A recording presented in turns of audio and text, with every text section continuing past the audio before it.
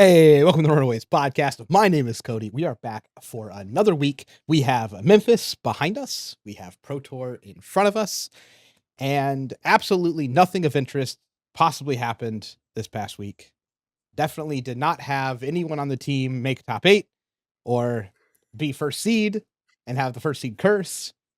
And none of those things ever happened.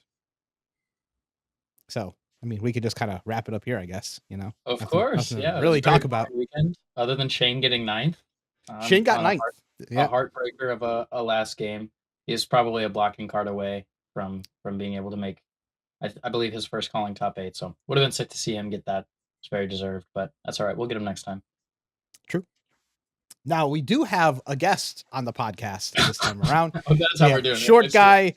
We have short guy, big hair, I who see. is now on the podcast. You should be able to see his name. So someone came up to us at Memphis. Was like, "Hey, I met with short guy, big hair earlier," and I was like, "Oh, that is now stuck. That is just his name forever now. I will never get over that." But I heard that he's a good player. This short guy, big hair, might have gotten top 8 at this event. How about you go ahead and tell us about how your weekend went? Yeah. So hey guys, I'm short guy big hair. Yeah, it was a pretty cool event. I started day one with so obviously I was playing Arachne Marionette. I was playing a similar version to what I played in Columbus, what Dan and I have been playing for a while. Obviously with some changes for the new meta, but no new cards from garbage set or anything like that. So not making the deck worse. But yeah, I started off with 2 Vincets, which I think going in was actually probably the matchup I was most scared about. Probably that, and then like the Clash Guardians being Victor and to a lesser extent Pleiades. But I won both of those games relatively easily. Things were just going my way, and I think some of my opponent, or at least one of my opponents for sure, was a bit of a newer player. But they were very enjoyable games. Then I played a Fatigue Pleiades the next round. That matchup is hard, but if you just draw your cards in like I think a semi-reasonable order, normally you're able to get there. They have a really hard time playing around Tarantula Toxin. Um, Although apparently, according to my opponent, it was incredibly lucky that I resolved multiple of these for 6, which tends to happen. But I guess not everybody can handle the truth. Isn't it Um, impossible not to against Pleiades? I would think so, but who knows? When I was playing Pleiades, that was like one of the things you just like. You're gonna get got every time because you have to put your cards. You always have to block. It's a very powerful card. I understand it Yeah. eliciting such emotions. Next round, I played Mr. Brody Spurlock, also in Vincet. That game was pretty interesting. It was relatively fast. He made an early blocking decision where he had a really powerful hand and decided to keep it on a turn where he could have pretty efficiently blocked out a double Saber Bloodshed. And then I just blocked and he died a couple turns later. And then I played Yuki Lee Bender on Acilio. That was just kind of a classic Mario Acilio game where I just was able to kill her before she did any huge combos. Then I had my stream game against Mara Ferris, also on Vincet. So this is, if you're keeping track, this is Vincet number 4 of day 1, which I guess in retrospect seems like it was not such a negative matchup. But I think also this tournament definitely I had some things go right, so I won't be too results oriented about the matchup. But she made some questionable plays. Her and I talked about it the following day, and there were definitely some mistakes made. But I think that game was probably likely to go in my favor regardless. And then my last round, of course, I played a Mario Mirror at table 1. Which was also what I played on the last round of day 2, coincidentally, was a Mario Mirror at table 1. So interesting thing to think about, I think. But so yeah, I was 7-0 day 1. Went home feeling great. Just hung out, watched the stream. Got to hang out with some of my locals and some new people that I hadn't met before, but had a blast.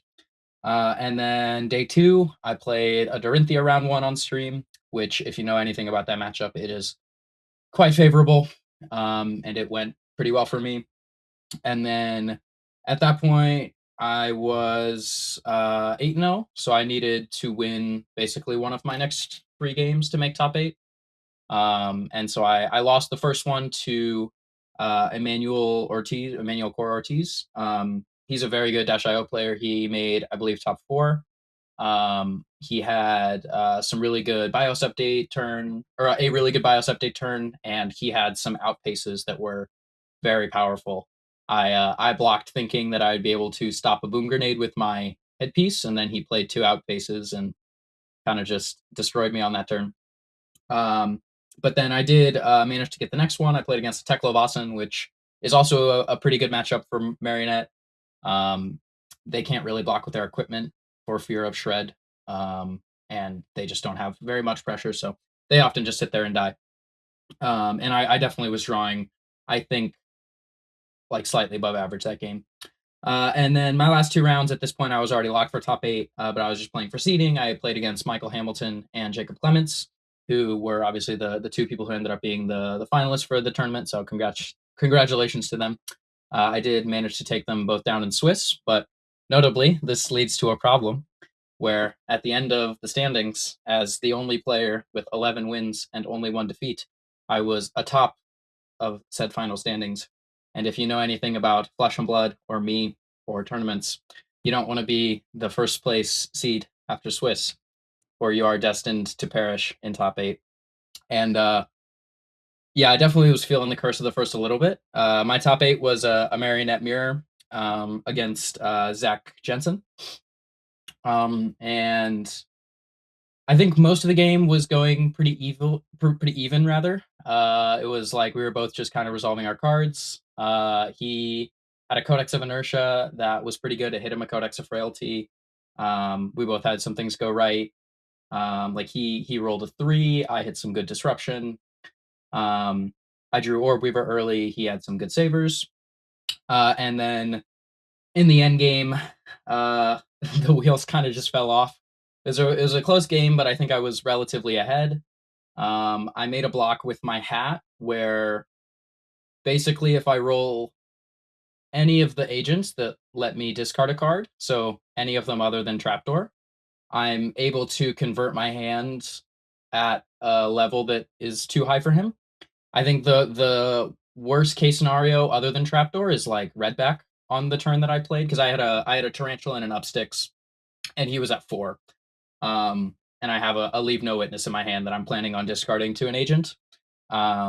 And I think even if it was Redback, it would be still enough to kill him, and then any of the better agents are obviously even better.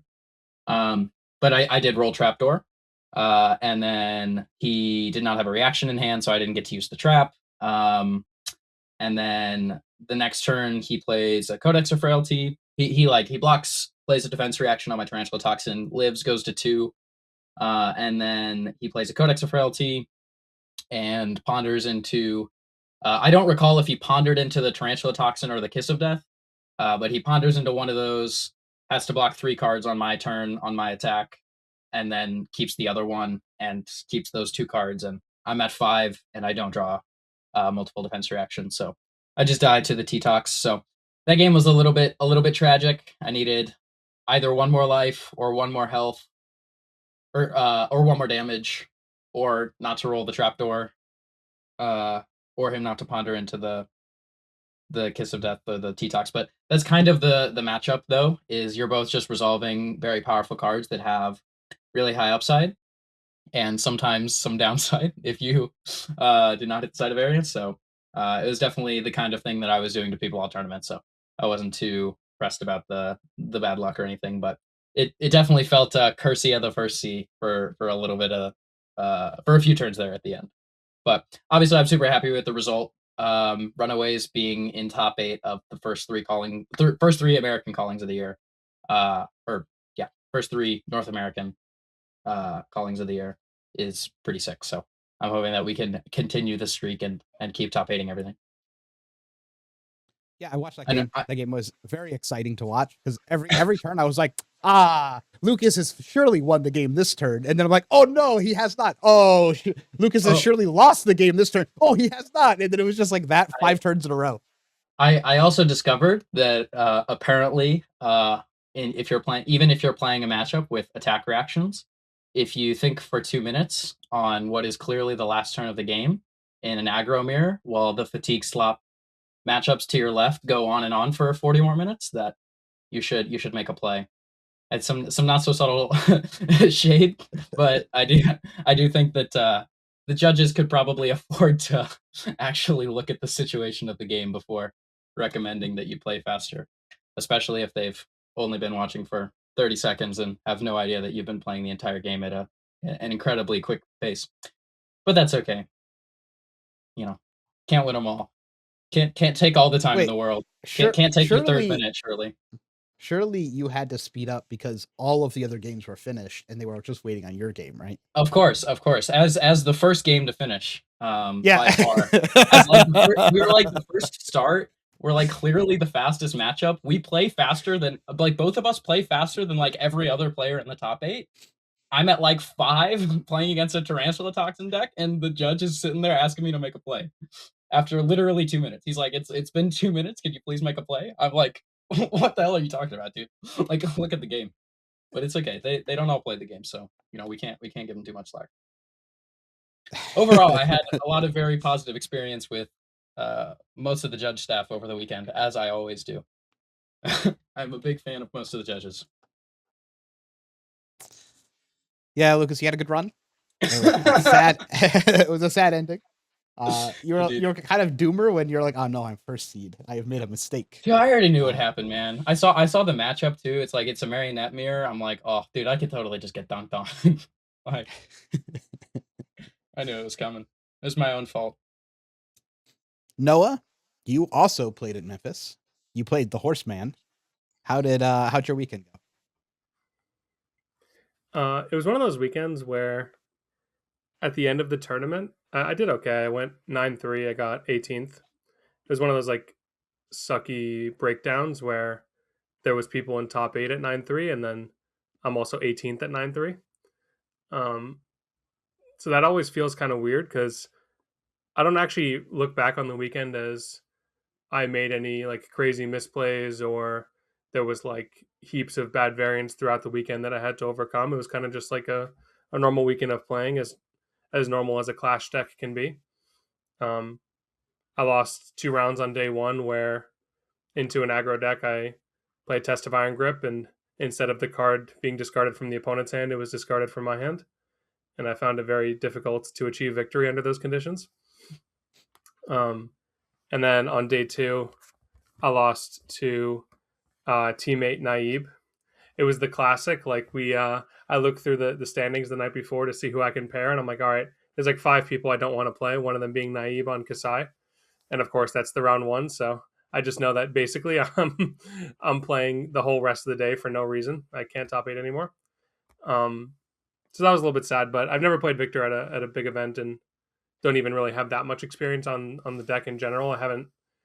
I'm not like an old time Guardian fan, so I don't have thousands of reps of Guardian under my belt. So it was fun to play Guardian at a real event. Definitely seeing some of the weaknesses of the deck though, like that marionette game that I played earlier where I iron gripped myself. It was kind of just the game was still a game to be played, but I was kind of just bleeding out. And I don't have like a Codex of Frailty type card that just like, oh, I can block 3 cards, play this one card, get the tempo back, and like start to play the game again. I feel like most of the decks I've played before is I'll have like in KO I could block double vigorous smash up and send like a CNC for 7 or something, and that like gets the game back. But outside of the test of strength and iron grip type cards, it's pretty difficult to actually have like a comeback when you're just bleeding out. You kind of have to start playing towards fatigue, but not always the easiest thing to do against attack react decks. Anyways, TLDR, Guardian is still Guardian. I think your ceiling is rather low. Later in this episode, we'll get to the tier list and give more exact thoughts about each hero in the meta. But I had a fine time playing Victor, and when you're rolling good, you definitely live the I think you live that like power fantasy of like, yeah, I'm this rich guy and just keep getting richer and richer. Like every time I would pitch the fable, the Riches of Trouble Donnie, it actually just feels like cheating. Like there was a couple times where I was able to pitch it to a staunch response, and it's like, how am I just having this free gold appear on the board, which is not nothing, and I'm also just blocking 7. I don't know. It felt pretty unreasonable to have that card be included. Also got to see people's strategies against Victor were kind of interesting. Like the two Pleiades players that I played against were both playing blue gravekeeping. It's kind of like the level 0, level 1, 2, 3. I don't know how many high levels this is of like, I'm going to play gravekeeping to banish your Goldmane estate so you can't remembrance back Goldmane estate. It's kind of like a interesting conclusion to come to. But yeah, I think the overall the weekend was fun and is a sad outcome, but I would run it back the same way if I could register for the tournament again. I, on the other hand, would not roll back my event. I played the PP Poo Poo deck, Ira. A lot of you guys saw that on stream. I had to get it out of my system. I knew if I did not play this deck and like either win the tournament or lose the tournament by not making day 2, that I would end up bringing this stupid deck to Pro Tour, and then I'd be so upset with myself. So this was essentially just my like the last hurrah. Either I'm winning the tournament with this deck, or I'm going to fail miserably and I will not play it at Pro Tour. Well, we know what happened. I'm not playing it at Pro Tour. I would say overall the deck performed about how it always does when you played in an actual event. You get too many bad hands and you lose all your actual advantage that you accrue through the whole game because you get too many hands that are all red or whatnot.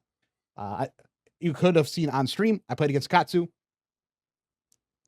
Variance was a little bit rough for me on there. I have like literally a kill turn. I need to fade any card in his deck that allows him to naturally double bonds off of his whelming. That's it.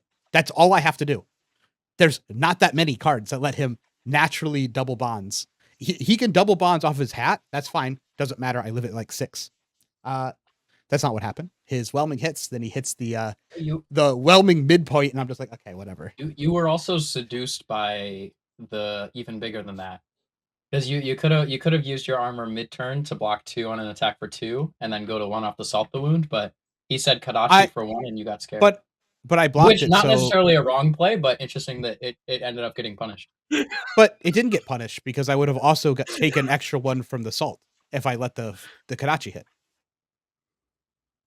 Oh, I already did the thing. So much smarter than me. This is why I don't watch games. Big break. Wow, I thought you were gonna totally succeed with that one. Dude, I wish. I wish. No, basically all I needed to happen was if I could just if I can keep my tunic, I win the game on my turn. And I keep my tunic if his whelming doesn't draw a piece that lets him naturally double bonds, which most of the time it will not. Alternatively, you could just draw a blue off your Whirling Mist Blossom. Yeah, and then I also could have drawn a blue off the Whirling Mist. I needed like 3 things to go wrong, and 3 things went wrong, and that caused me to lose. Also, maybe if he couldn't keep the 2-card hand of Hardened Crossstrap, Surging Strike, Tempest Palm. Yeah, that's pretty good too. Lit. That was a good next turn. I actually think I misplayed the ending a little bit. There was a turn I went back and watched, and I could have attacked in a better order that would have gotten more cards, or at least threatened to kill him in like a unique way.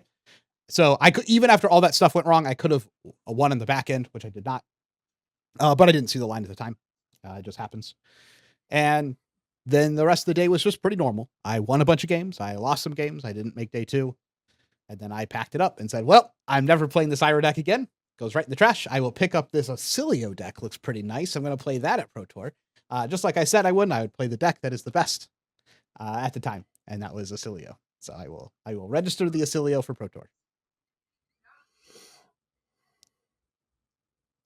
Other than that, I had a great time. Thanks for everyone who came up and chatted with me. Said they appreciated the podcast. Always appreciate all those things. Mentioning that we have short guy, big hair was the highlight of my weekend. That is just been great. Now, we do have some news to cover. The horse went crazy in the last week of PQ season with 17 wins on Victor Goldmane. Then Marionette right behind at 11. Huntsman at 7. That means Acilio's behind at 7 as well, and Vincet at 7. I mean, I'm a little surprised that Victor won so many matches, but makes sense. Victor's a new Verdance. Victor is the new Verdance. Okay. You just slam all the people whose decks aren't efficiently built, right? Yeah. Like you just kind of do like the same thing every game, and you do like kind of a powerful thing that's also fair enough that people can't exploit your game plan too much, especially with the current card pool and decks available. So I think it makes sense. I think the deck is also just there's basically like only two things you have to think about all game, which is, do I take damage to cast Spinal Crush, and do I try to gamble off of Breaking Gold? Outside of those two things, the deck just literally plays itself because all your power cards are block cards. So when you draw them, you block with them. It's like not that difficult to do. Like in Verdance, like you're saying, Lucas, you draw Felling, you cast the Felling, right? It's not that deep. And then just naturally, because of the way the deck works, you end up finishing in kind of a similar style where you just draw a Golden Sun and it's 10 overpower and they can't block it because they're at like 3.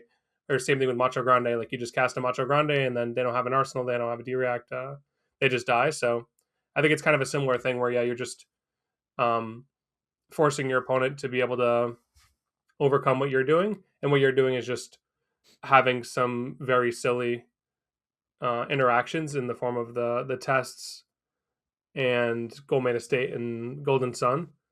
And sometimes other stuff happens throughout the game, but for the most part, it's, I don't know, it's like a relatively easy game plan to execute. So I think it makes sense that you'd win tournaments at the local level. He also seems like just an enticing deck to play after the first few weeks. Like you look at the stats, you look at the calling results. Like people like playing Guardian, and he's clearly the best Guardian. Yeah, deck's good. Yeah, I think Victor's a real deck. A lot of people showed up with it. It does well.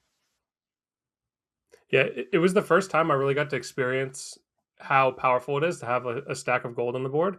It felt kind of like High Seas Limited at some points where you can just make plays because you have like 4 or 5 gold on the board. And this is gold that you've just gotten for free by playing the game. Like you would play Goldman Estate as a blue card that is 1 resource, draw a card and make 3+ mites. But then also just that gold fueling your late game, I think, I don't know. It's definitely just like fun to do, if nothing else. Yeah. Just being able to pop gold. Nothing's worse than when you're like, aha, the game is in the end game. I have gotten Victor to 1 card in his hand, and he's like, gold, gold, gold, gold, gold, Spinal. And you're like, yeah, why? Or they just start going off, and you're like, oh no, he's looking for a pummel. Oh, come on, stop. No, stop. It's like 7 gold later. I will cast this attack. I'm holding 2 cards in my hand. my favorite anecdote from the weekend, this Nathan Crawford told me this. He was playing Rhinar, and he was playing against a Victor who was fatiguing him. And he has this like Blood Rush Bellow pitch deck, and his opponent has like a huge mountain of gold and his tunic. And he just pitches like 5 cards to gold and uses tunic. He has 6 cards in hand, and then he just passes. And it's an interesting experiment because like Nathan has the option to just pass back, and then shenanigans are afoot.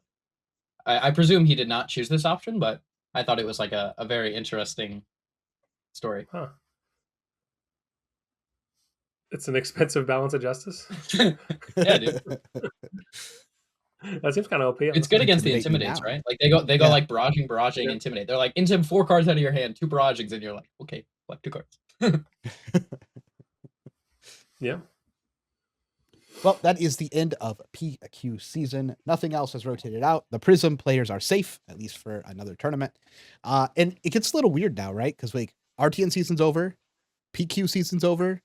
We don't have like, but outside of like callings and big events, I guess national season is where we're gonna see if there's enough points through national season to push any of these other heroes out. Yeah, it's like but for the most part, the ninjas and Prism and. But yeah, basically outside of real tournament wins, we have the same meta now. I mean, obviously the omens will come out, but the same heroes now will be the same heroes that are legal for Nats. Yeah. And then we'll see if there's enough points in nationals to rotate anyone out, or if the next big wave, because we're getting a lot of heroes at like that 800 range, where we're gonna have another big like wall of heroes fall away. Yeah. So as long as those heroes stay at the top of the meta, right? Because we could also have like a Mistveil thing where just because we have a few powerful heroes legal, a lot of the heroes that are sort of on the cusp just like stay there forever, right? If we have like Omens and then we have Monarch 2 is the next set, so if those just have powerful heroes that kind of run the meta for a while, then maybe it stagnates a little bit. true. Well, I guess we can get into the podcast tier list that we're going to be doing. We're already in the podcast. Look, Smooth. I low rolled this weekend. Not only did I not make day 2, not top 8 my event because I hit a Kano in the last round of the Sage event, but I also rolled the 50% chance to get a sinus infection because I got on an airplane. So we're we're losing at all the different directions here. So let's jump into the tier list. Okay, we are back with our tier list here. And as you can see, we have all of the tiers that everyone would expect to have on a tier list. We have obviously the don't play. This is a Runaway special. We have Metafy Guide. Essentially, you're going to just try and write a Metafy Guide for this hero. Slop, we'll get to that. A and then S. I don't think it needs any other explanation. That makes perfect sense to me. Yeah. Great. Yeah. So let's get started with the obvious S tier deck of Mario. We'll just go ahead and put that up there. Yeah. I don't think there's any. Like it's like 50% into every single matchup in the game, and then favored into some. And then the skill on this deck is really, really high. So the difference between like someone who is an expert at this deck and someone who is like just mediocre at the deck, the power level looks astronomically different. Yeah, I think if you play into someone who's like good at Marionette, the second you like if you're like walking down the life totals, or they just have a big hand that takes tempo and forces you to lose cards due to Codices, Meat Madness, Black Widow, etc. It just feels like impossible to ever come back into the game. Like they just completely lock you out of the game, and I think it's extremely strong for just that reason of like probably a third of your games you just win because your opponent can no longer engage with the same game as you. I was gonna play this deck at Pro Tour, and I was like, you know what? I don't have enough time to learn this deck. My brain too smooth, not good enough. I'm playing the game. It's like, hey, you have to flick here on this random turn that I can't even make any sense of because you need to transform or you're gonna lose the game. And I don't flick there, and then I lose the game. And if I had flicked there, I would have won the game. And I'm like, that's too much. I can't learn that in 4 days. I fly to Japan on the 28th. I'm putting this deck away. My brain is too smooth. Okay, what is our next S tier deck then? If we have nothing else to say. You know what it is, man. Get him up there. It's Oscar. Come on. Old Oscar. You missed him. He's down there. It's alphabetical, man. Look. Okay, there he is. Mr. Acilio. The deck I will be playing at Pro Tour. Much easier to play than Mario, in my opinion. Yeah, this deck's a lot easier to target than Mario. Whereas Mario, it's like he doesn't have that many matchups that are just like slam dunks. Whereas Acilio has some matchups that are just like almost unlosable. But Acilio also just like ignores your opponent very often. He's exceedingly prone to shenanigans in a good way. And I think for the Pro Tour especially, because I presume this is a tier list for the Pro Tour. Absolutely. For the Pro Tour, I think there's a lot of value in playing decks that just have the ability to explode your opponent. Like there's so many games like with Mario, we were mentioning how like you get ahead and then it's very hard to come back. But you can kind of mess those up, or you have like a few turns where you can draw like all D reacts and stuff like that. Whereas with Acilio, like you just draw like a 50 damage combo on turn 2. Like you don't really have to. There's not a whole lot of guesswork involved. So I think putting this deck anywhere other than S tier would be utter nonsense. The inherent power level of this deck and what it can do is just so much higher than what is allowed in the game currently. There's only one other deck that I think has inherently a similar power level that is just like outside of how the game is supposed to be played in the current, and that would be like Vincet. Like Vincet's power level on their cards and everything is just like astronomical right now. But Acilio can, from no setup, can essentially just kill you, just depending on what hand it draws. And your opponent can't just like go next. Your opponent can't just like, oh, I'll block, I'll take 5, I'll go next. When Acilio goes kablammy, you take 30, and then you go to the next round. it's pretty funny because a lot of the decks right now, if you make like any mistakes, you just lose the game, which is like I would say a good thing for the format. Acilio is not one of those decks. You can absolutely make mistakes and then still just win the game because the deck's power level is just massive. But you get less consistent and more targeted. It's kind of like your trade-off there. Cool. Should we fast fire some of these? What about Slippy? Don't play? Don't play. I don't even think it's Metafy guide worthy. It's just don't play, right? No. It's kind of tragic because I feel like Slippy would like almost have a place in the meta, but like it's like, okay, you can like maybe target Acilio and maybe you have some plan to be able to compete into Guardian, and then you can target like the like aggro, like the Dio Vincet kind of stuff, but like Mario's the best deck. So sorry, man. I miss Slippy. Maybe someday I can Slippy again. Betsy? Is Betsy Metafy guide or don't play? Don't play. Come on, man. Don't play. Unless your whole meta, I guess there's not even any more pro quests. There's no like 10 Techlo Boston pro quests that you can target with Betsy. Bravo. I know Bravo did well on day one, but don't play this. No, it didn't. It didn't. It's. There was one person who made day 2, and then we paired, and I don't think it's even 1% into Victor. The hero is not. The Victor. Yeah. It's so bad. Like I don't even think like Dominated Crippling Crush is like a good play. Yeah, it's not very good. I'll say this: don't play KO. You will get disqualified. Don't play KO in rounds 1 to 5. True. Levia. Don't play. What about Lyeth? Yeah. Lyeth. Don't play. Olympia. Olympias don't play. Riptide. Don't put Riptide and don't play. Don't put Riptide. Don't play. No. He has some things. We got to talk about him. I'd probably not play Verdance. I would also not play Verdance. I would also not play Azuri. I think Azuri has You like. can't play. Ugh, no. Go Azuri ahead. doesn't have. It's very narrow. Yeah. For where she's supposed to be played. All right, Vincet don't play. Vincet. All right, a lot of people should not be playing Vincet. Really, Max the Hype Nitro. Good. Yeah, Max is definitely don't play. All right, now we can at least start explaining why the rest of the heroes go and don't play. Sure. We'll start with Huntsman. In my opinion, I think Huntsman is a slop deck. This deck has powerful things that it does. It is just one of the fatigue slop decks that are currently in the meta. If you're good into those type of decks, you'll be good into this one. If you know how to play against fatigue, you'll be pretty good in this one. This does have the advantage of it can high roll. It's like a fatigue deck that has some high roll potential based on what it hits through its D-React. Yeah, Huntsman feels like it. Yeah, it feels like you're playing a real game with a fatigue slop deck. Like it feels like you're still like trading back and forth, where like you care about the cards in their hand, like you care about like not taking their on hits, but like yeah, it's still kind of just a fatigue slop deck. I think you could like, I think it's A tier power level for what it's worth. I think it's not good because in order to make good plays, you have to take damage from the opponent. Whereas when you look at other like slop decks, they basically just take 0 damage and then only attack when the opponent gives them space because the opponent knows they have to set up big hands in order to get over the defense.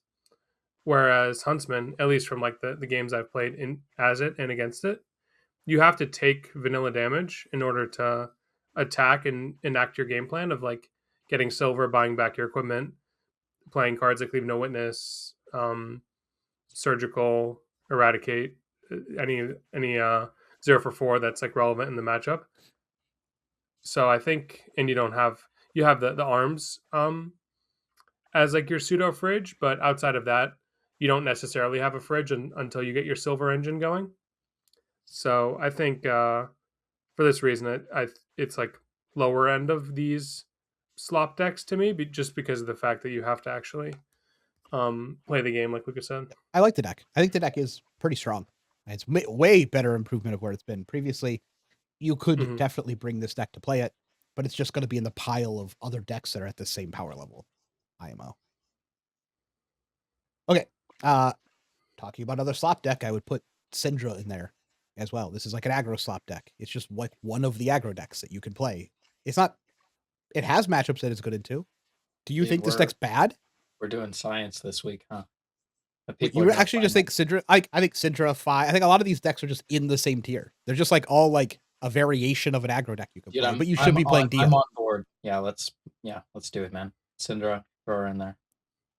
You disagree? Like in my mind, if we're thinking about it, like Dio is like A tier, probably S tier, but probably A tier. So you should be playing Dio. But if you don't want to play Dio and you still want to play aggro, you just move to the slop side and you go like, I'll play Syndra or Fi. Like, you know what I mean? Like, it's true. That's what makes sense to me. Do you disagree with that analysis of the meta? Not even a little bit. Okay. I think. Go ahead. I think it's fair to clarify that the Draconic Ninjas do have angles that Dash does not. Like they do. But I agree with the statement you're saying. But the overall power level, I think, is in the Dio side. Like it usually should be an expert. Yeah. I think there's like a few specific angles if you expect like more Guardians and fatigue decks. But like I think like Dio is very good. It's topped almost every event. There's been a Dio in it as well. I think the fatigue is not, in my mind, completely solvable. Like it is like very close to being solvable, but you'll just have matches that you lose the fatigue because the deck just doesn't draw in an order that matters. And that's actually the real thing that's hanging it back, right? Is like you still just lose sometimes to people putting their cards sideways, even with all the plan in the world. Yeah. Okay. Dory. Do we Metafy have our guide. first Metafy guide? I think we have our first Metafy guide. Yeah, that's like a pinnacle of Metafy guide. Yeah. To be fair, there'll be one person. Go ahead. To be fair, this deck is actually don't play, but people will register it, and apparently there are people who, when they sit against Dawnblade Dorinthia, they don't report I win at the end of the round against or on Gem. I didn't know this was the case, but apparently it happens. Shout out to Kyle for going 7-0 with Dory on day one, but I don't get it, man. I think this deck's terrible. I don't know. I wouldn't buy the guide. That's for sure. Yeah, I don't know. I played Victor, so it's I'm agreeing with you in that POV. It's like you look at the top few decks, right? And it's like, okay, Marionette, terrible matchup. Acilio, technically winnable, but not really if they draw good, you have like no counterplay. Dash.io, maybe it's okay, but I don't know, you have no disruption. If they draw well, you don't really have too much you can do. It's like, okay, what's the rest of the meta? It's like Victor, that's not a very good matchup. And then like everything in slop becomes like all of the defensive slop decks are just too good for you. Yeah, I think you can probably beat some of them with like a reverse fatigue plan, but that's a lot of work, man. Like, what are we doing? If anything, it's way too much work for no reason. Exactly. Like if you're playing this hero, it's because you want to play Dorinthia, but you shouldn't play this hero. You can keep it in Metafy Guide if you want, but I'm saying don't play. I think it is Metafy Guide all the way though. So well, the thing is, there's decks that go in the Metafy Guide where like I think that deck might do well, and like I could see an angle, like Marlin or like Fang. Like these are some of the decks we'll probably end up putting there. Dory, I don't see it. That deck's it's so unplayable. It's so bad. Okay, let's anger Yuanji and talk about Fi. I think this is just an aggro slop deck personally. Yeah, I don't think you really have an edge in the aggro mirrors. And I think your edge is into the slop decks, but targeting the slop decks is not really what I would want to do. Like I would much rather, like you said, like if I'm expecting like Acilio and Mario, like I'd much rather just be Dio, I think. Feng, we just mentioned it's going to go in Metafy Guide. Put him ahead of Dorinthia, please. Oh yeah, he's got a whole will be talent. At the end.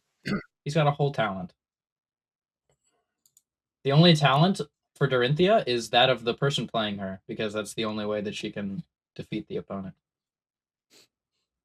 Yeah, Fang is, I think, reasonable because you have some of that high roll potential, and you are similarly good into some of the slow decks, but I don't know if you're good enough into the slop decks. You have you have like a matchup path that this deck could be good. Yeah. This one's hard for me to place.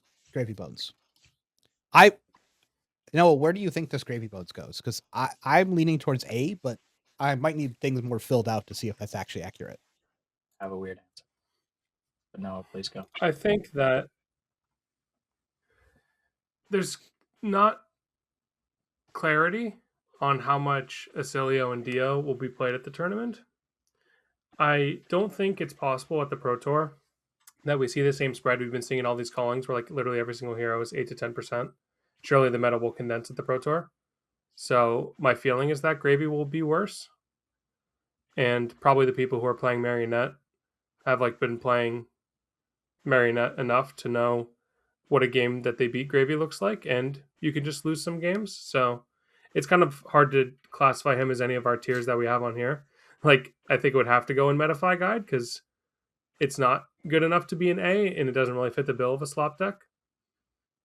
Yeah, I agree. I think it's top of Metafy Guide. Like, I think if you're a master Gravy player and you like know how to play all of your matchups, like I think like you can probably be good into Dio, like you should be pretty good into Marionette, but the rest of the field is so varied, and it's like you have to tech kind of differently for all of the Guardians, and you're not very good into most of the other aggro decks. And I also think with all the bans, the deck's power level is just so low that you're just no longer like you're not an illusionist where like you can't just block and beat your bad matchups for free.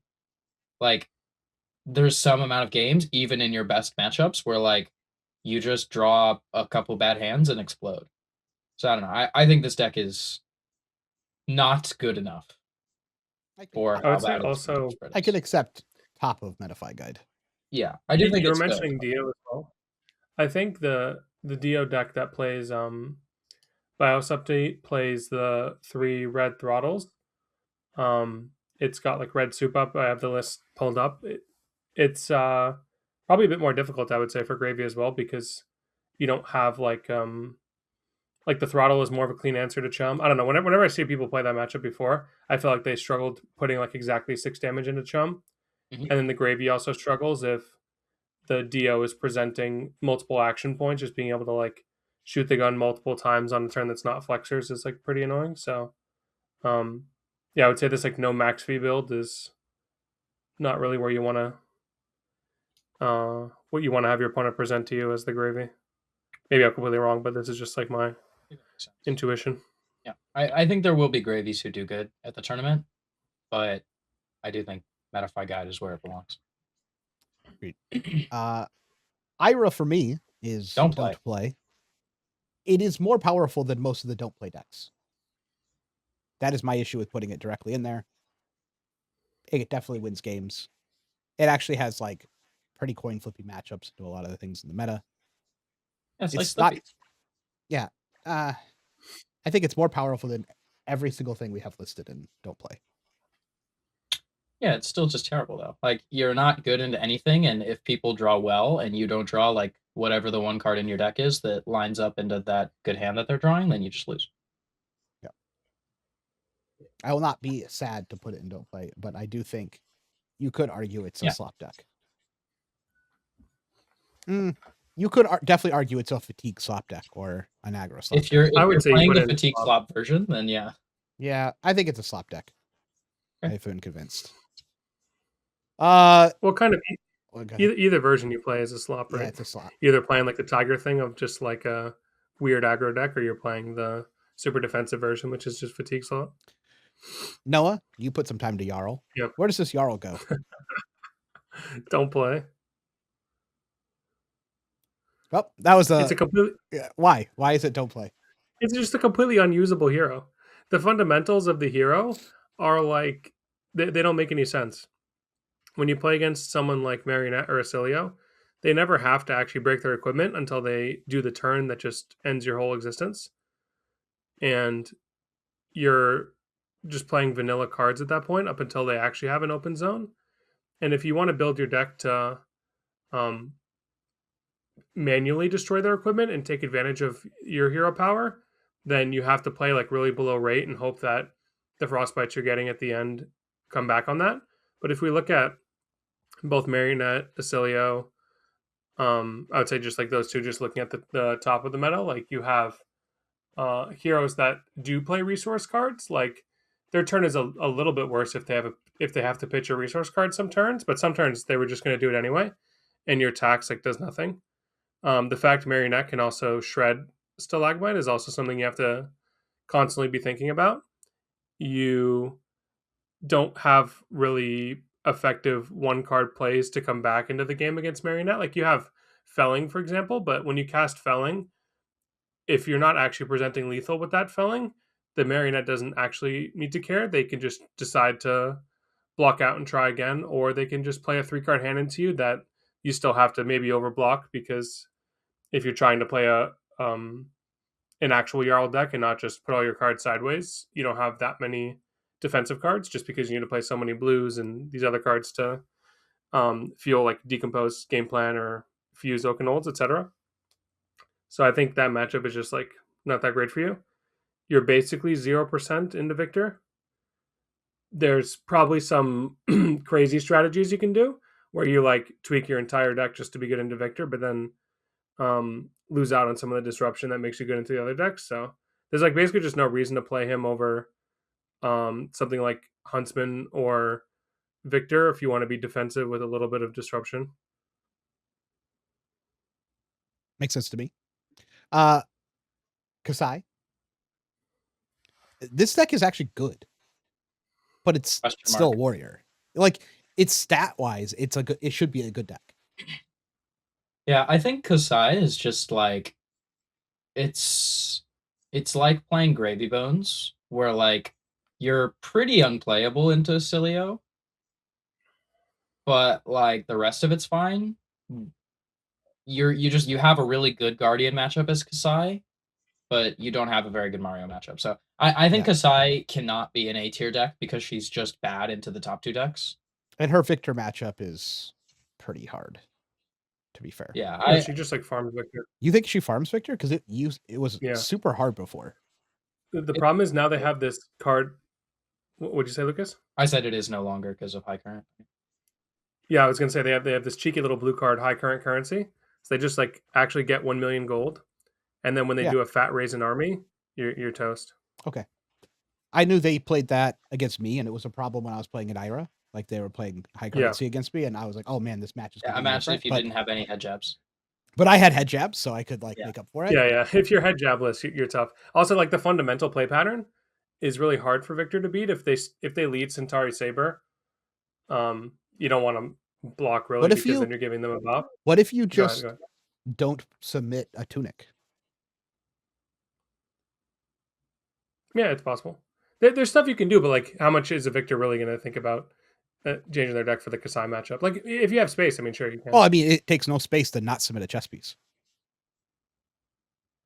Submitting 0 chess piece has to be trolling. Come on. But if that's the only thing that flipped the matchup, because it didn't used to be good, you're saying this then flipped the matchup. Then like remove that ability to flip the matchup, and then you're just still the bigger guy. I'll let know. He knows what's up. Yeah, I was gonna say the other thing too is you don't have that many reaction speed answers to Blood Follows Blade as well. Yeah, okay, I can make that argument. I can. So it's kind of like the intersection of both of those, where they hit on 1 or 2 of their Blood Follows Blade, they get some gold off of either hero power or high current currency. I think that the biggest problem, like in my matchup with Naive, it was kind of a similar to Marionette situation where as the Victor, you want to have defensive options, not too many, but you want to have still the 6 tests plus some amount of like 0 for 4D reacts to try to stop Blood Follows Blade. Yeah. And if they ever just take a turn to block you out and you draw those and like lose the tempo, it can be pretty tough. Because you're a guardian, you kind of like have to attack them every turn. You can't really like take turns off because of the dynamic of them doing Saber and Hot Streak.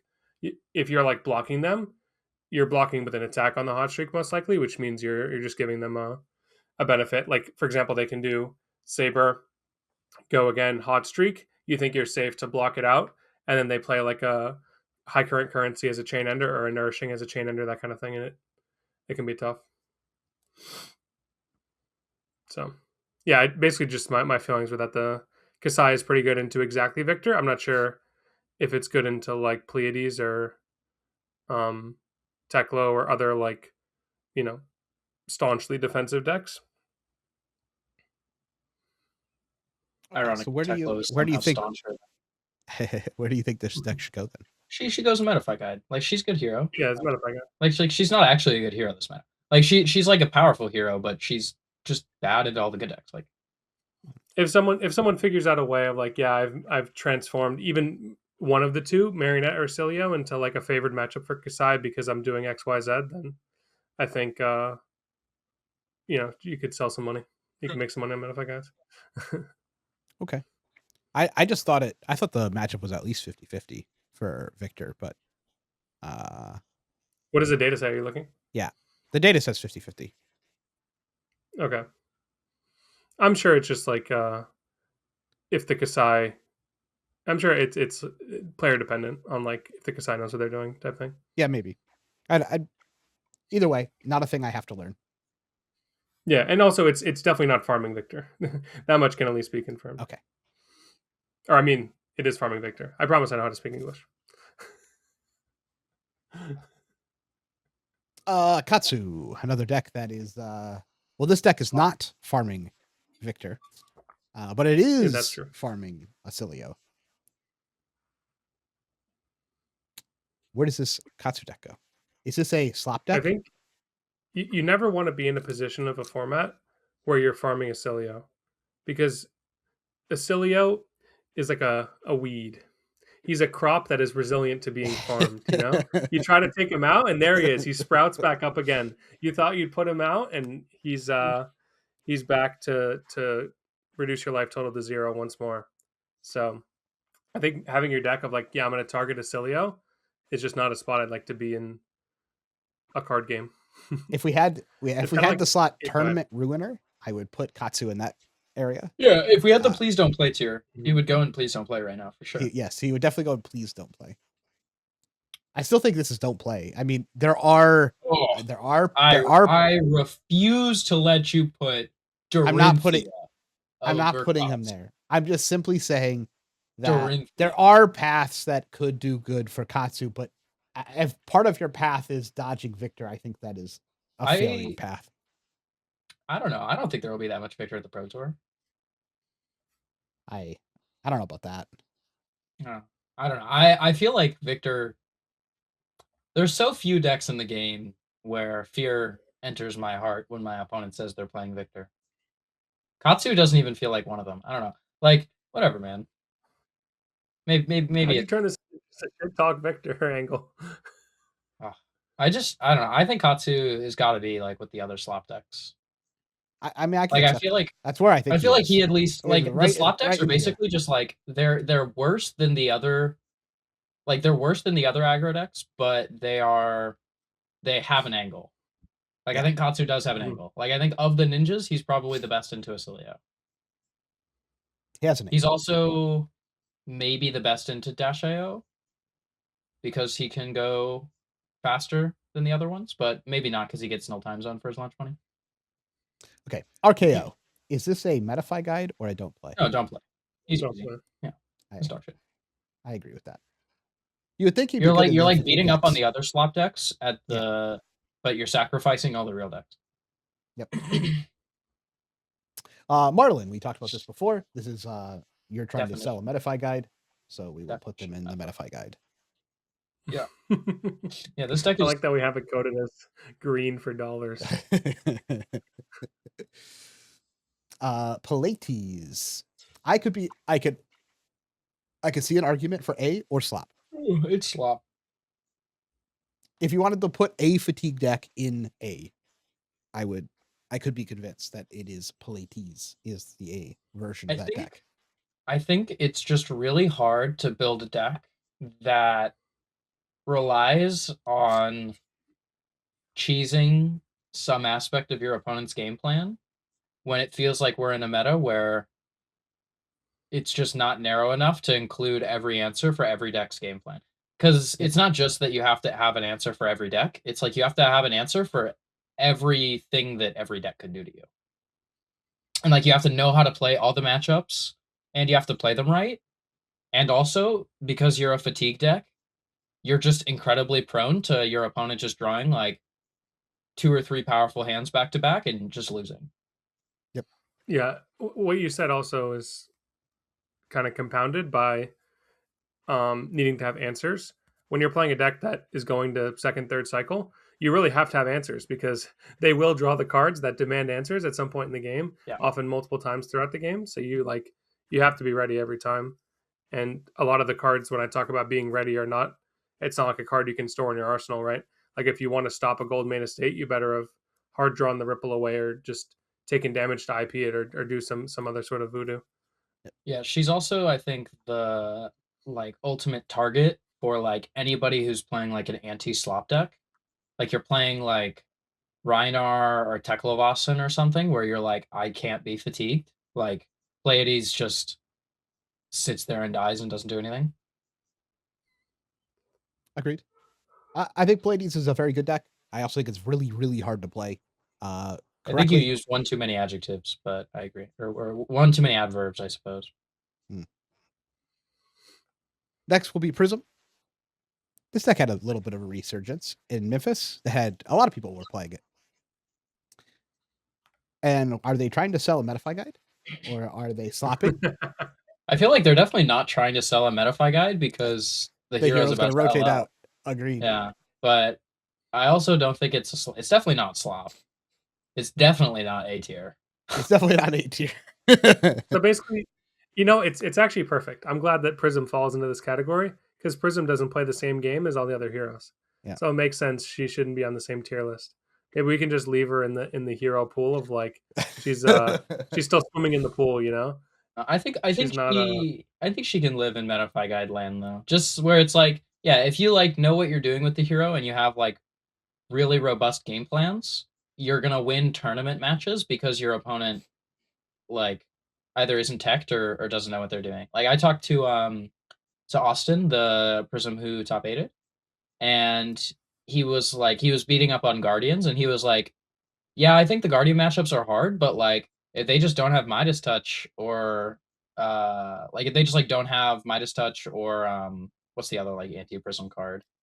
Clash of Bravado. Yeah, Clash of Bravado. Like if they just like don't draw those on the turns where they're very powerful, then like whatever, you just win. So some people aren't playing them and some people won't draw them when you go for the combo. So I think it's kind of just like one of those you know all your game plans and in a tournament it's probably reasonable even if your matchup spread isn't like very good. Yeah. They have the heart of a Metafy guide. Yeah. The heart of a Metafy warrior. That's true. That's kind of that is Prism mains though. Like they have the heart of a lion for sure. Puffin. What are we doing with this Puffin guy? You're not playing it.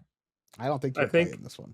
If you wanted to play Puffin, look at the fact that Emma switched to Dash.io, a playable mechanologist, and then top 4 is the calling. Yeah. And then be inspired by him and play a real deck. Agreed. Yep. Agree. Rhinar. I think this is. It's like anti-slop. If there was an anti-slop tool, this is where Rhinar would go.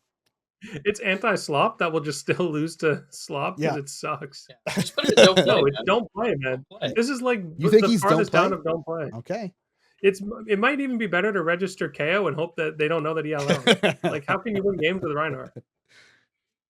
You can definitely win games with Rhinar. The question is definitely not how do you win games. We know exactly how you win games. The question is how do you do well at a tournament? Yeah. Without claws, it's so tough, dude.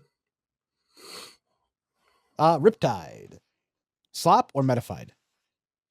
I think he belongs in Metafy guide. I don't know. I'm looking up at that top tier and I'm only seeing one problem. I think this deck might have the best Mario matchup in the game. Yeah. And also surely you're good into DO as well. I was gonna say, and also should be good into DO. I think you probably just fold to opponent submitting Sledge of Ambelheim or Shield Beater. But like whatever, man. Who cares? It has an angle. Exactly. Yeah, it has an angle. And also I think it has an incredibly unique angle. Because Dash.io and Mario are two of the hardest decks to target in this meta. just because like they are so shenanigan prone, and Mario is just like really hard for decks to have all the answers for. But Riptide like kind of does have all the answers. Man, if you clip that, if you did well, clip that out of context. if you did well on Riptide, you would sell a lot of Metafy guides. That's You true. would, yeah. That's true. That's true. Or maybe you'd sell none because all the Riptide players are stuck in their ways. You might not even have to do well. You might just have to Show up with Riptide. show up and play it, and then make a guide. Yeah, you win one game on stream, boom. Boom. It's 10 million copies. Speaking of slop aggro decks, here is Bolton. This deck has gotten significantly better since the last time I've seen this deck. If you have not played against this deck's actually pretty impressive. It is not consistent enough to be like a top tier deck, but when it has good turns and the fact that it can play off of 0 soul now, it has fixed a lot of some of the issues that I've seen that this deck has. Yeah, it's like Vincet without disruption. It's like a slop aggro deck to me. It's how I look at this. When you see a turd eject from a dog and then you polish it and you put a fancy hat on it, it's still a turd, even if it's polished with fancy hat. So therefore it's don't play. Because what are you doing registering Bolton, man? No, it's better. Bolton is significantly better than don't play. It has like it almost has like the marionette thing where like even if a lot of your cards are bad, like you have enough powerful cards that it's okay. Except he still has a lot of cards that are bad. Like he just needs like a few more just like utterly ridiculous cards, and then he'll be a deck comprised of primarily powerful cards. He has quite a few rather good cards now. Yes. He has really good armor that especially actually works pretty well into marionette because it can stop flick damage on turns. Yeah, Soulbound is also really good. Yeah. He also has the ability, like I said, to play off 0 soul, which has been the most impressive thing. And its ability to make courage tokens is really, really high. It will quite often go to the next turn with 2 or 3 courage tokens going into its turn. To me, it just sounds like you haven't played against this deck recently. I think the fundamental issue is that it still has the fundamental issue. I agree with that. However, it is easily just as fast as some of these ninja decks. The problem is that it's so hard to reduce your opponent's life total to 0 before your life total is reduced to 0. Because if you're not playing your whole hand, you just lose. Like I was playing games against Bolton, and my opponents just kept like my opponent. He would do this like broken turn. He did like 4 broken turns in a row. I'd be like super behind, and then it's like one kind of bad turn, and then like I disrupt him a little bit, and then he's at 15, and then he's dead.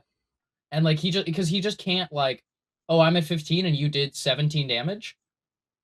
Okay, I lose because I'm just gonna block a card. His ability to close is a problem, and his ability to self fatigue can sometimes be a problem as well. Yeah, because you could drag out the games pretty far. He also can play out of 0 soul, but often does not. But I will definitely not be putting him in don't play. He can go into Metafy Guide. Yeah, he's got to be in Metafy Guide. Yeah, if anything, I failed to see how. Yeah, like what is he targeting at the top?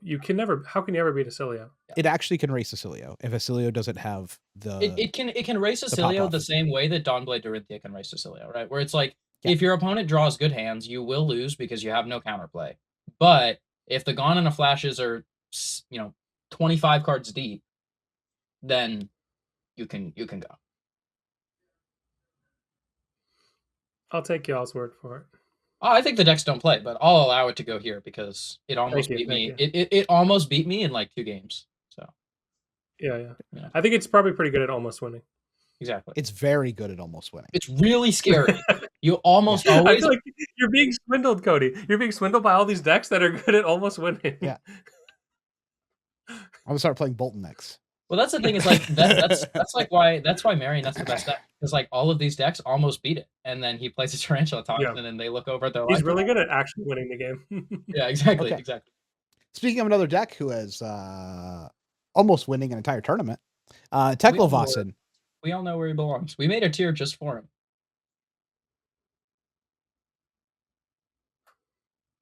Why haven't Slop. you put it in the slop tier yet? Come on. Slop. Top That's where of he belongs. slop. He is top of slop. He is the Yeah. king slop, Yes. is my Yeah. opinion. He is the slop king. Where he's Look- like not actually good into anything, but he's broken into the other slop decks. I don't know. I can't say it's healthy, this position that he's in, but I like that he's at least being like, everyone likes Teklovasen as like a concept. You never want Teklovasen to be good because then the game is unplayable. But this might be the best he's ever allowed to be. Like, you never want him to be better than he is now, or the game is unbearable. Yeah. Unless he's boosted. Yep. Then he gets passed. But he ain't boosted right now. He ain't boosted right now.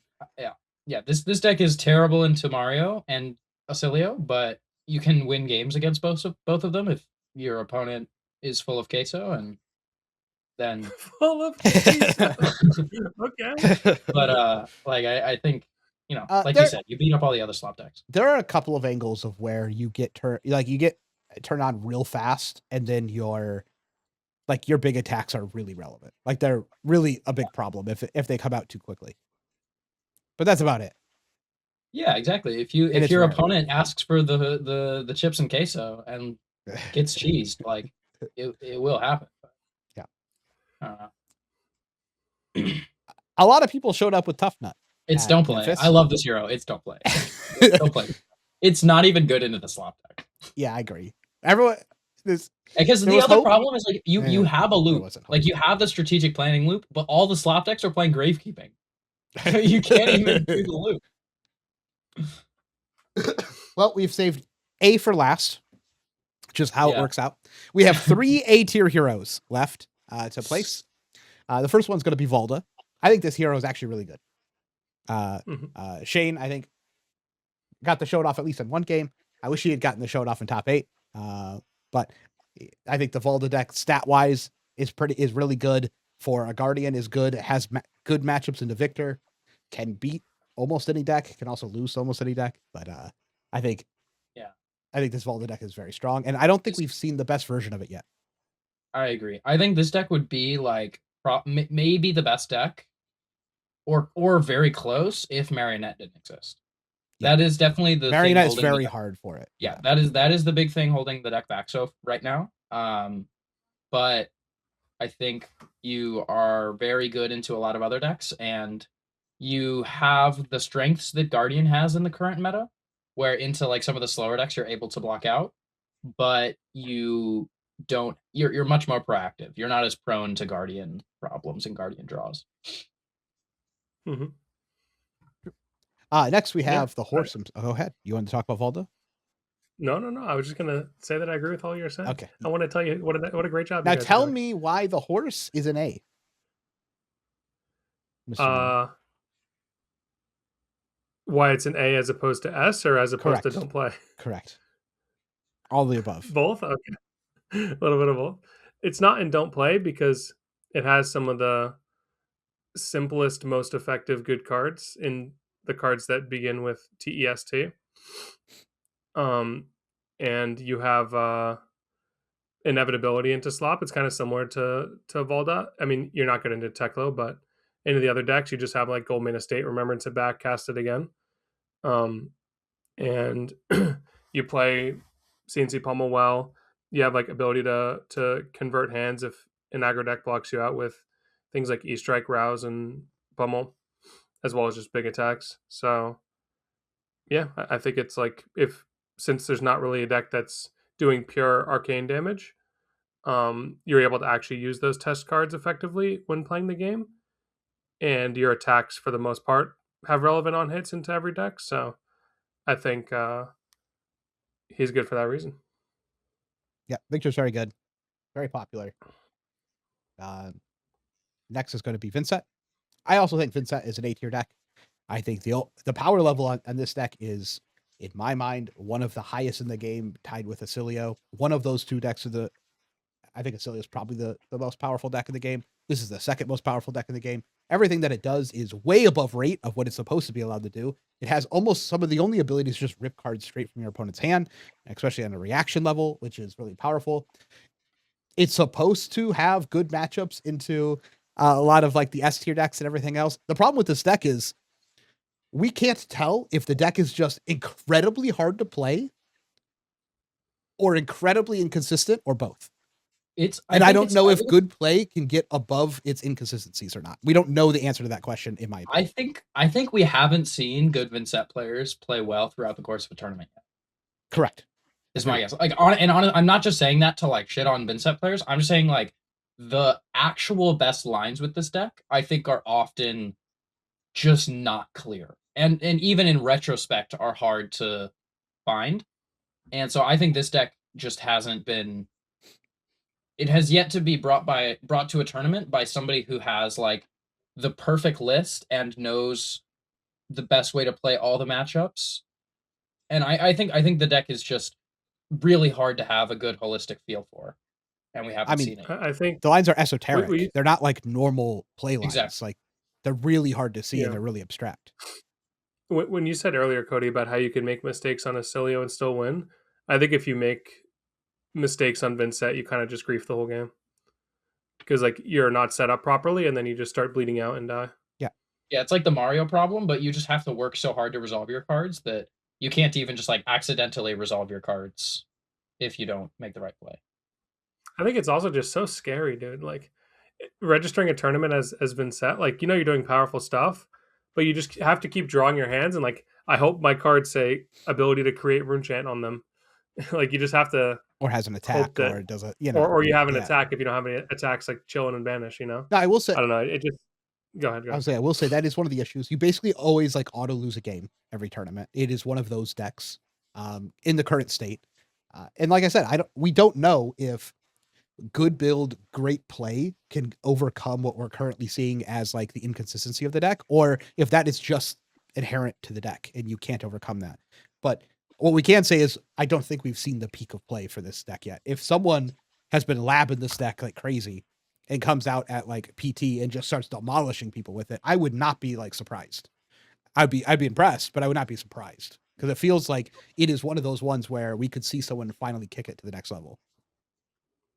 I think it's also a deck that's pretty difficult to sideboard for if you're a hero that wants to be like defensive. You can't just overload on actual hard defensive cards like defense reactions or block cards because they attack you on such like erratic intervals. So like the turns where they do actually decide to pop off, your hand doesn't actually block for more than like 12 to 13, I found most of the time, unless you're just lucky, you know. Great. What a beautiful list we've created. It's actually, look at how yeah, I was gonna say, look at how aesthetic it is.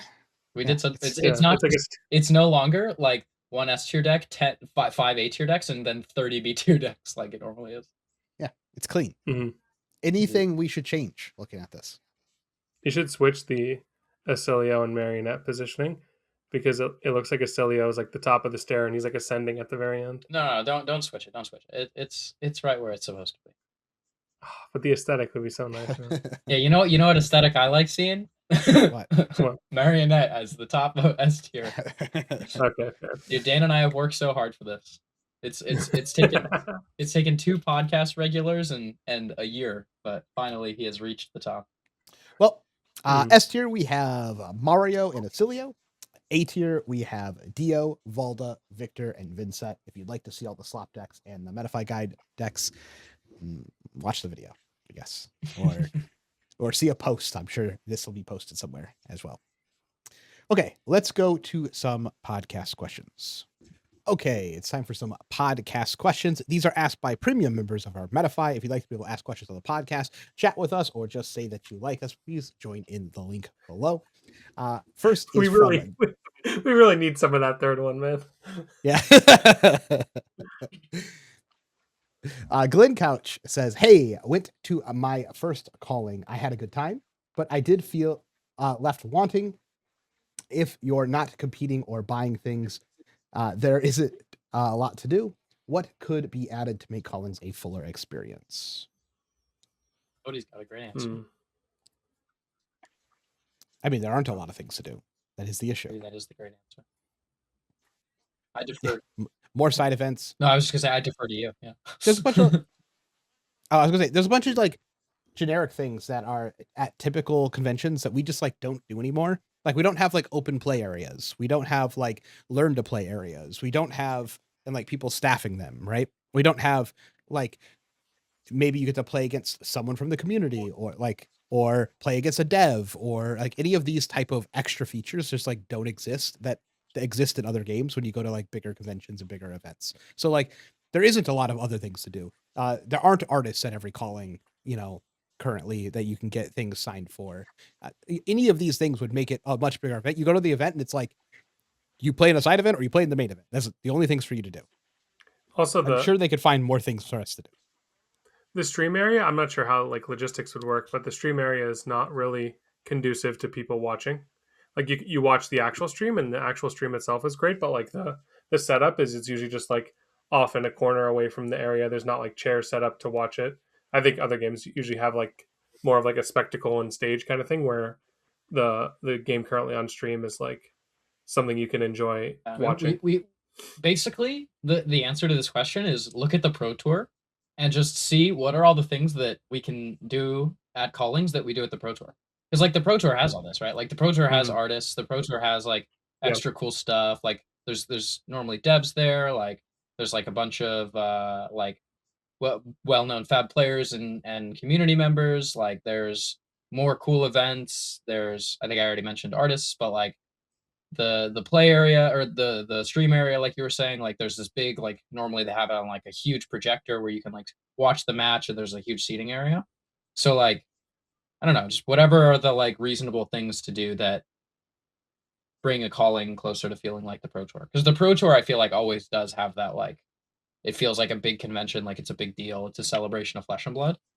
Callings I mean obviously it's partially by design, but do sort of just feel like you show up and you play one of the events or all the events.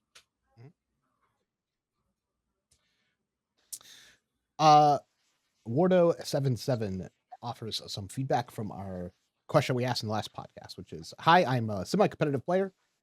I spend a lot to travel to 2 to 3 callings per year. I enjoy the side events, meeting vendors, talking to artists, etc. The prize wall definitely sucks. Grinding for tickets is depressing. To keep me going, they need a better location that is a choice for cheap flights. Memphis was $800 flight from Kansas City. A way better prize wall. At least 2 artists and vendors at every calling, and concessions. You couldn't even buy a drink in Seattle, which is kind of bad planning. That is his feedback for callings. I think all that's pretty accurate. Yeah. Yep. Repeat says, should I buy these lightning cards now that the prices are plummeting in preparation for possible unbans in the future? Do you think there is a more prevalent way, or preventive way? Do you think this is more preventative until we better understand the decks and then slowly unban as the future sets, encounters, releases, or more permanent? I understand what's being asked now. That was on me. That was not on this time.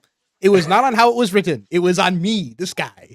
There definitely could have used some amount of punctuation in the middle of the sentence. I will say that much. The words were fine, but definitely on this guy. It could use some of these, maybe one of these, I would say if you are expecting Channel Lightning Valley or Electromagnetic Somersault to come off the ban list ever, you probably should not.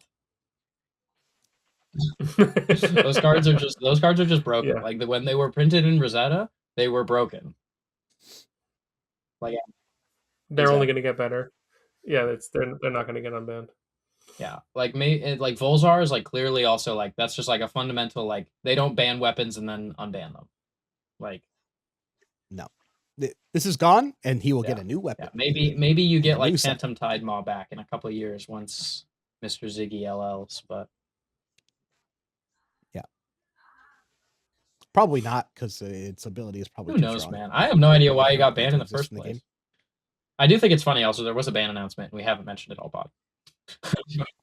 Well, they did in the past. They did ban Germinate and then unban Germinate. So there's like a chance that maybe one of the cards. But I just don't think any of these cards are anywhere close to what Germinate was. Like these cards are, at least like to me, these cards appear that they're getting banned because they're just like fundamentally uncoolio with the set. Like there's no way that they're gonna make Let Ziggy be legal with Channel Lightning Valley. Like it just like doesn't actually work with the game system. Like it just draws you like 5 cards. Like Yeah, fair. Agreed. Johnny Pastrami asks, what are you most excited to do in Japan that is not flesh and blood or food related? it'll be cherry blossom season, yes. I'm very excited to see Yes. the cherry blossoms. Mhm. That's like I feel like a very well known thing that is very mundane is not the right word, but like it's not like a huge like single event that I'm very excited for that.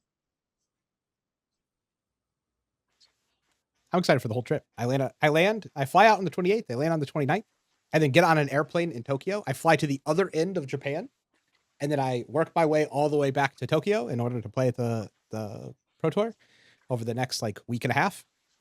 It'll be super fun, hanging out with Fino and James the whole time, going to card shops, checking everything out. It'll be like traveling through cherry blossom season on all the different locations and how they celebrate it. So that'll be pretty sick. I at the end of last year, I watched Hajime no Ippo for the first time, and I learned that the hall where they hold like the big boxing matches, Korakuen Hall, is like a real place. So I want to see a boxing match there. Go watch some horse racing. I can go watch horse racing. Yeah, You want to do that? maybe. I would Okay. go watch some horse racing. You find me a place, dude. Whatever. Yen isn't real money. I'll just we can wager some yen. You get the rush of spending $1,000 without having to actually spend $1,000. Ordo77, no. King of Mice is the next one. I got lost. For me, at least, there is no competitive event on the horizon for the next 5+ months. With this in mind, what are the best FAB soft skills to work on in long breaks between competitions like this? So I do a lot of FAB coaching. So I can give some of the first of all, if you're interested in coaching, I have Metafy. I don't know if I say that on here often, but I've had a few people message me asking for tips on Mario. So if you are interested in that, you can go check that out. But the things that I find that are most common to be effective, sort of like passive things to improve your game. When you're reviewing games, you should be doing the actual mathematics behind your lines. Like whenever you take a line, you should be able to assign a number or at the very least like a variable, like draw a card or arsenal this card to your line. And then that'll help you compare different lines on the fly significantly easier.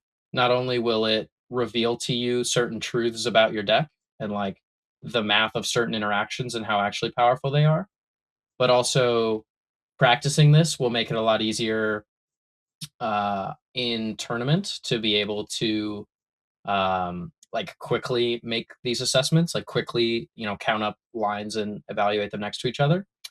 I also find that when new sets and new heroes come out, being able to have these sorts of like fundamental ways to understand cards and plays and interactions without requiring the context of the hero already is a pretty big skill that you can flex early on in formats.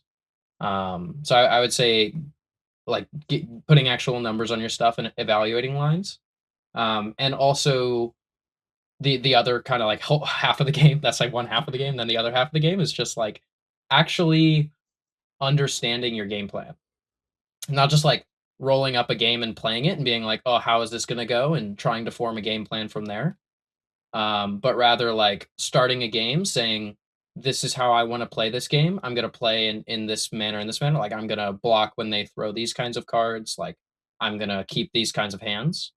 Um, and then not only can you like evaluate the lines as they come, but you can also see the actual results of enacting that game plan rather than just like queuing up a game and doing whatever feels right and then afterwards trying to like deconstruct what the best game plan is.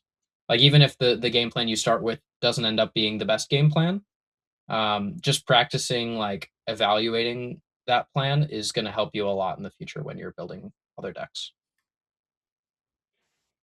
I think to extend that last point, what you can do to try to build a deck, and maybe I don't know if this is a skill that you would view yourself as already possessing or something you want to improve at.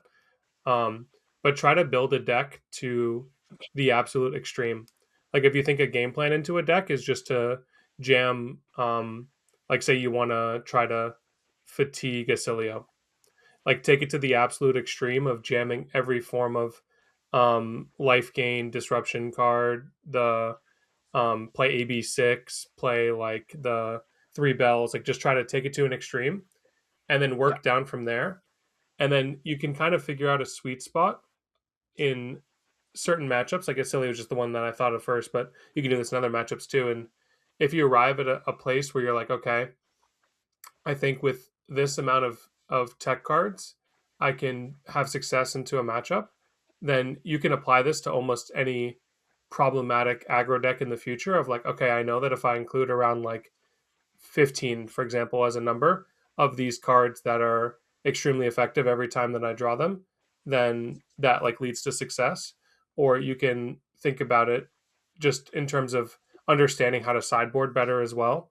Um, I think that's probably one of the bigger things that people ask for when they ask for, like you mentioned, Lucas Metafy. Like they want to understand how you're approaching the matchup. Are you, as the expert, playing it with defensive cards and just cashing in shelter for 4, or are you like arsenaling it and waiting 5 turns to be able to play it out? So like the step one of knowing how to um, sideboard these strategies of like, just because my opponent attacks for a big number doesn't mean I have to put in the the defense reaction. Um, I think you can kind of evaluate this across many formats, just by noticing patterns and kind of banging your head against a wall a lot. Agreed. 1077 question asks, can you explain your team logo and name? My best guess is that someone is a Monty Python fan and enjoyed the tale of the brave Sir Robin who ran away in Monty Python's Holy Grail. I love that movie and that reference, origin. But that is not the lore. That is not the origin. Funny enough, the name is basically just from the Runaways card. Yeah, it's kind of, there's a little bit more to it, but it was before my time. It's supposed to be that we're like running away with the tournament, but clearly that hasn't panned out to be the case. And the original logo design was shoes. Yes. Sir Gregory. The new logo. Sir Gregory is the mascot now. The lore behind Sir Gregory, I'm less familiar. Oh, basically, we were going through different logo designs, and we had people like showing us like different mascots and logos and stuff like that.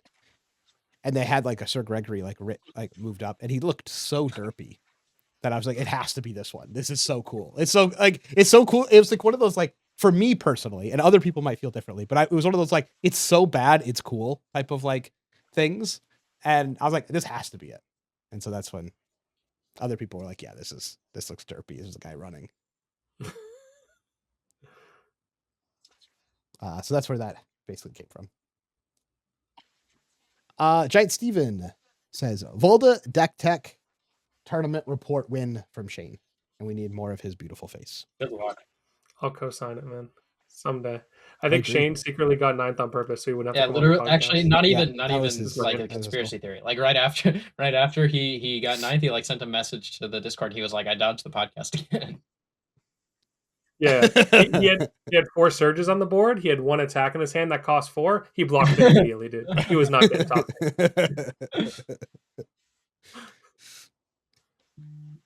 Mike at Blockout Party says, there are a lot of generic 3-cost 7 power attack actions. Can you name the 3 that can block for more than 2?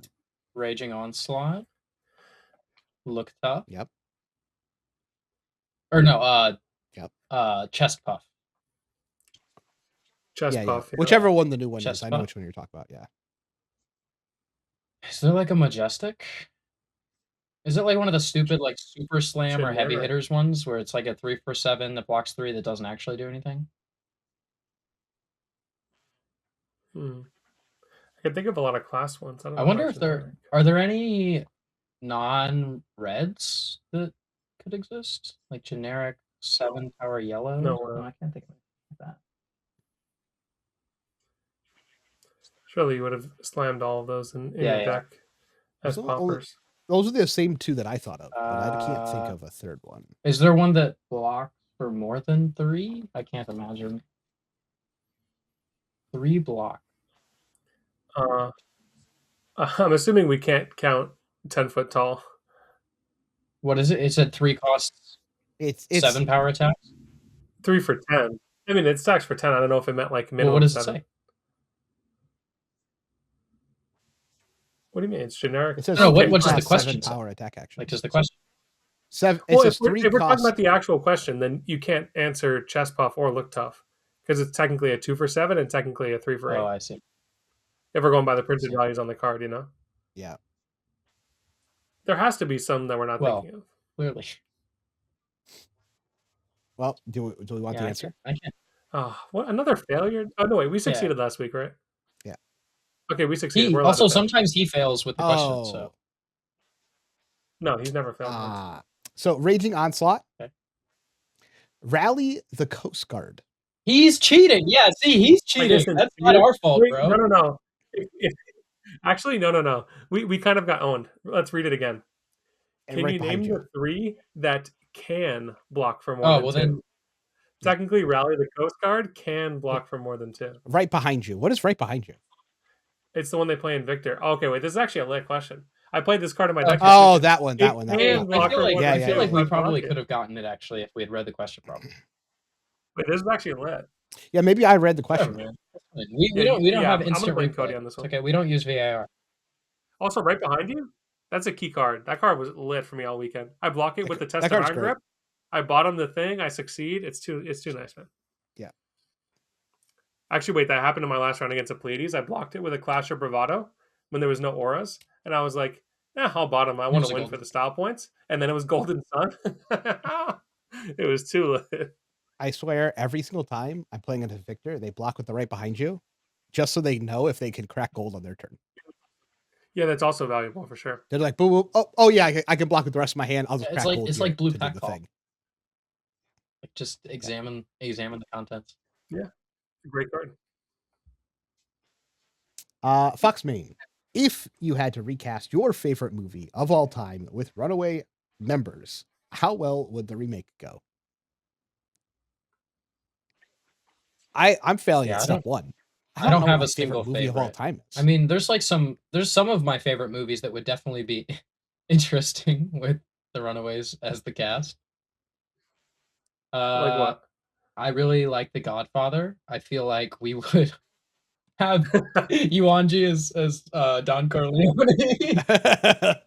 Yeah. I really like Mulan. I think that one would go hard too. I wonder who would play Mulan. Surely Naib is Mulan. I feel like Naib gives off Okay. Mulan energy. I see. I'm not gonna dig into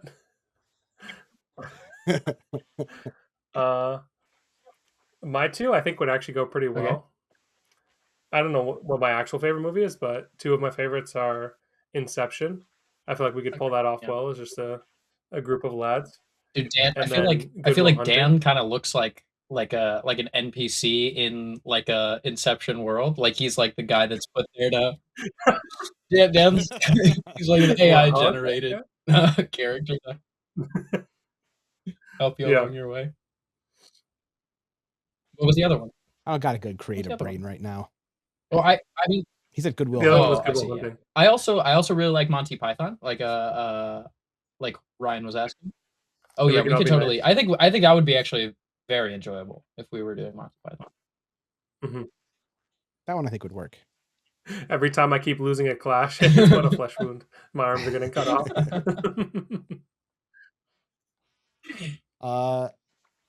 For some reason right now, the 2 movies that I'm thinking about are like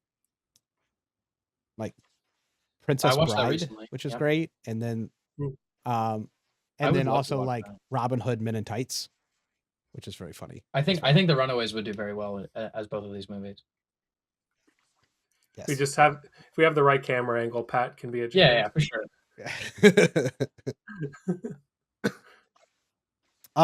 Also the obligatory rock, paper, scissors battle. Let me haven't roll my won die. yet. I need to win one of these. Alright, I've Okay. already got it in my head. Yep. On paper. I am Y'all paper. both beat me at least. Noah is paper. Oh, he papered me. No. Wait, he Rock! papered me with the space again. He owned me with the space. I thought he was going to do a double reverse. He's in my so head. smart. And rock Oh, for I Lucas. I won! I victorious. finally won. Wait, he's actually 5-head. He did spaces with the dot for all of you. There's no trickery. I Oh know. my- He's so smart. I can't win anymore. I don't know I've why lost you're my edge. surprised. He clearly puts much more effort into this than any of us. I thought it would be a reverse psychology. Like he was going to do more space. And then my thinking was, okay, he did more space. Now it's actually going to be I like how scissors. we all have very different But strategies. he just did like single Noah's pick trying to already. like min-max everything. Cody's just like, whatever, man, I'll just roll a die. And I'm like, I'm just gonna smell it. Yeah, Cody's I'm undefeated Cody's on the roll a die. It's true. Yeah. just random. Oh, yeah, I won once, so I'll never lose again. Perfect. There you go. Well, I don't know if there's going to be a podcast next week. I don't think there will be, unless you guys are doing it without me, which I guess we'll you do it. could. Right? Who cares? Yeah, well, Okay. Will you guys be around? You're not traveling yet? no, No. we'll have some like fun guests. Let us know in the comments who you want to be on next week, and I'll see if I can track them down. Yeah. Yeah. Who do you want to replace Wait. me? Because I'll be in Japan. If we get a comment that gets at least 25 likes of voting Shane, then Shane There's has no to way. be on the podcast. There's literally you're wasting your vote, There's no way. your likes and your comment. You should go for like that or Connor Okay. Austin. Yeah. So had yeah, to comment who should be on the podcast because I won't be here. I will be in Japan having a great time eating a ton of Indeed. food. With that said, so long.